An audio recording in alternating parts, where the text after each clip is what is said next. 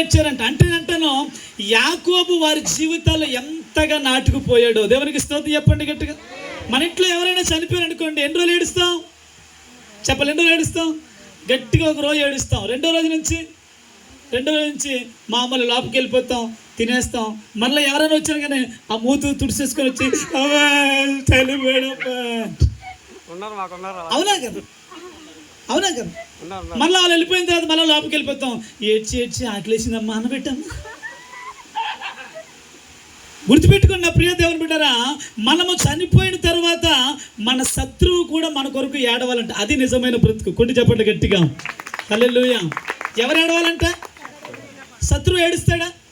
మనం చనిపోయినప్పుడు మన శత్రువు అనుకుంటాడు, ఎదవా వీడు బాగానే చనిపోయాడు రా అనుకుంటాడు.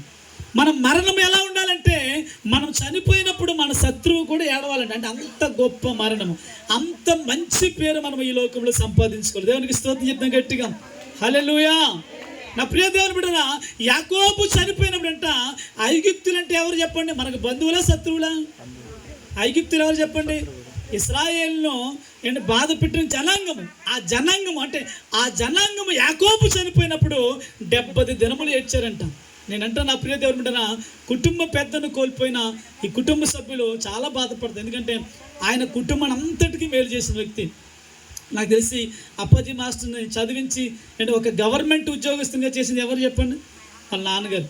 అలాగే భీమరావు గారు, వాళ్ళ కోడలు గారు పాపారత్న గారు ఒక పొజిషన్లో, ఒక గవర్నమెంట్ జాబులో ఉన్నారంటే కారణం అంటే ఆ కుటుంబ పెద్ద. అలాగే భీమారావు గారు ఒక పొజిషన్లో, ఇంకా ప్రవీణ్ గారు, ఇంకా మరొక వ్యక్తి, ఆయన పేరు నాకు తెలియదు. వీరందరూ ఎవరండి? కామేశ్వర గారు. వీళ్ళందరూ ఒక మంచి పొజిషన్లో ఉన్నారంటే కారణం ఎవరంటే ఆ తండ్రి గారు. దేవునికి స్తోత్రం. ఒక మంచి పేరు కలిగి, ఏమిటి కుటుంబంలో కాదు, బంధువుల్లో కాదు, ఇంకా